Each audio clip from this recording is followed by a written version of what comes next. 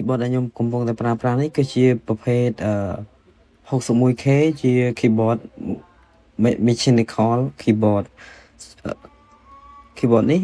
មាន key 61 key ហើយសំឡេងវាព្រោះខ្លាំងមែនតើអ្នកគ្នាដូចអ្នកគ្នាបានស្ដាប់អញ្ចឹងនៅពីដើមវីដេអូហើយក្នុងវីដេអូនេះនៅពេលដែលខ្ញុំធ្វើការគឺមានអារម្មណ៍ថាប្រើប្រាស់ទៅលើវាមានអារម្មណ៍ថាស្រស់ស្រាយមែនតើអ្នកគ្នាហើយស្រួលចុចមែនតើសំឡេងក៏ពីរោះហើយចុចទៅគឺតែយើងប្រើប្រាស់យើងទៅសេអក្សរច្រើននេះទៅវាអត់ឈឺដៃទេវានិយាយទៅវាស្រួលប្រើមែនតើអ្នកនរគ្នានេះដូចយើងប្រើការទៅលើការសរសេរឯកសារផងខ្ញុំប្រើទៅលើការងារ design ផង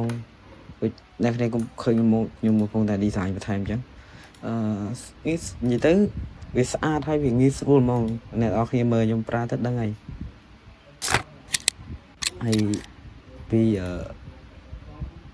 និយាយទៅខ្ញុំអត់មានអីរ៉ាយរ៉ាប់ច្រើនណាក្នុងវីដេអូហ្នឹងទេគ្រាន់តែចង់ប្រាប់អ្នកនរគ្នាថា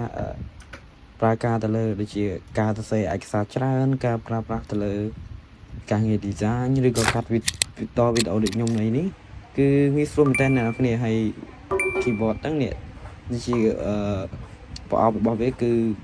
មើលទៅគឺស្អាតមែនតើអ្នកនរគ្នាបើអ្នកគ្នាត្រូវការកុំភ្លេចតាក់ទងខ្ញុំបាន